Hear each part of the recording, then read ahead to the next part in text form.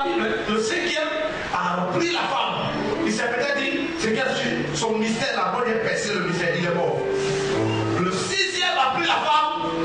Il est pas mort? Il est mort aussi. Le septième là, normalement, c'est pas mieux de quitter la vie. Le septième a aussi pris la femme. Il est mort. Tous les enfants de la belle-mère sont morts. On dit la femme est morte. Je pense que c'est la belle-mère qui l'a tué. Mais elle a tué tous ses enfants. La femme est morte et puis on dit à Jésus, maintenant qu'elle est morte et que les 7 autres sont morts, arrivé au ciel, elle est la femme de qui? Puisque tu dis, faut pas une femme va avoir beaucoup de maris. Et puis Jésus dit, vous ne connaissez rien à la puissance de Dieu, ni au royaume des cieux. Au ciel, il n'y a ni homme, ni femme, parce que tout le monde est esprit. Ça veut dire que spirituellement, il n'y a ni homme, ni femme. C'est physiquement que tu es femme ou homme. Et des gens ont bloqué l'onction de beaucoup de femmes comme ça.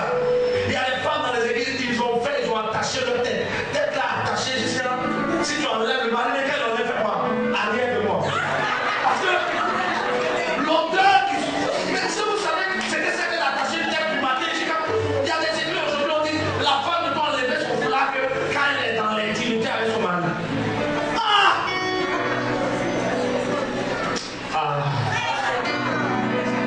Et les gens prennent le livre de 1 Corinthiens 11 pour dire que Paul dit toute femme qui prie ou prophétise la tête non voilée déshonore son chef. Mais ce qu'ils oublient, c'est qu'on n'a pas dit la tête sans foulard, on dit la tête non voilée. Et dans le contexte, au temps où Paul écrivait ça, le voile descendait jusqu'au dos. C'est pas foulard, c'est voile. Comment on appelle la chose. Le truc, quand on dit son ninja. Comment on appelle un nom? La Lucas, c'est ça. Un truc comme ça, ça descend. On ne voit pas tes yeux, on ne voit rien. Tu passes comme ça. Vous avez attaché petit corps, vous êtes là. Nous là, Dieu nous aime. Ah, c'est mieux d'enlever. Maintenant, si toi tu penses que quand tu attaches, tu es à l'aise, sois à l'aise. Mais ne dois pas celle qui est à l'aise et qui prie comme ça. Est-ce que tu es à l'aise en priant ça? On ne va pas continuer de bloquer la dimension des femmes. Il y a des femmes qui ont compris ça, qui aujourd'hui sont plus pointes que des hommes. Je connais une femme il y a un homme qui disait non, les femmes n'ont pas de ministère, tout ça, elle venait s'arrêter devant lui. Il parlait des noms. Une femme qui a un ministère n'est pas approuvée de Dieu. Quand il a fini de parler, elle a entendu sa main sur lui comme ça. Je déclare sur toi une onction qui change ta mentalité. Il est tombé. Ah, ma onction. Là, il s'est levé comme ça. Il dit Seigneur, je me réponds. Femme, la gloire de Dieu est autant sur toi que sur les femmes.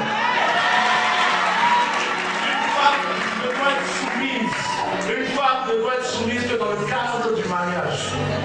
Et dans le cadre du mariage, elle ne doit être soumise qu'un homme qui est soumis à Dieu. Je chante un peu, c'est la vérité.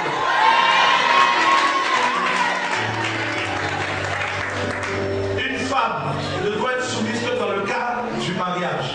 Et dans le cadre du mariage, une femme ne doit être soumise qu'à un homme qui est soumis à Dieu. Si cet homme n'est pas soumis à Dieu, elle doit trouver comment l'emmener à quoi. Elle ne se soumet pas, mais elle ne se rebelle pas. Elle trouve le juste milieu pour l'emmener à la foi. Si cet homme dit insulte Jésus, elle ne va pas lui obéir quand même. Est-ce que vous comprenez ça? Mais dans le monde spirituel, la femme de se soumettre au Seigneur. Parce que si un esprit se lève devant elle, elle ne va pas dire je suis femme de quoi? Non. Tu t'es levé devant ma route, je viens de montrer que je suis femme de quoi. Mais dans le spirituel, est-ce qu'il y a des femmes de feu ici? Des femmes capables de menacer le diable. Des femmes capables de prendre l'autorité sur le Seigneur. Des femmes capables de dire au diable, stop! Ah, il y a quelque chose dans la vie de pas ici. La puissance de Dieu dans la vie de quelqu'un va se sauver. Alléluia. Et la Bible dit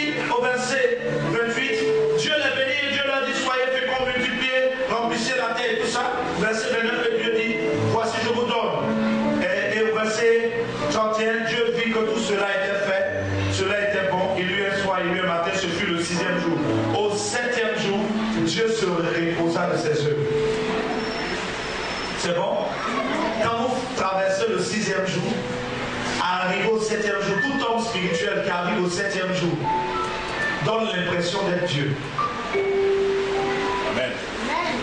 Tout homme spirituel qui traverse le 6e jour et qui arrive au 7e jour, les gens auront l'impression qu'il est Dieu. Amen. Ce que Dieu dit arrive, ce qu'il ordonne existe, vrai ou faux?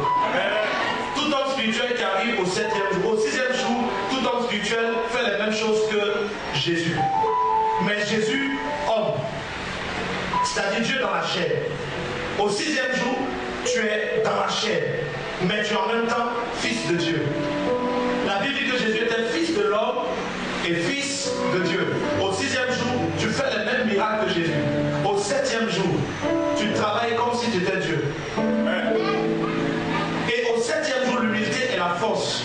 Si tu es un homme de Dieu qui arrive au 7e jour, ce qui te maintient, c'est ton humilité. Si tu n'es pas humble, que tu atteins le 7e jour, tu meurs à ton temps. Il y a des grands hommes de Dieu qui sont morts sans avoir achevé. Pourtant, Dieu les utilisait réellement. Ils sont morts à cause de l'orgueil. Quand tu atteins le 7e jour, c'est ton humilité qui fait que tu vis longtemps. Parce qu'au 7e jour, quelqu'un peut venir te voir et puis tu peux lui dire, va, c'est fait. Pas parce que tu as entendu forcément Dieu te dit, mais Dieu t'introduit dans une dimension où lui, Dieu, se repose.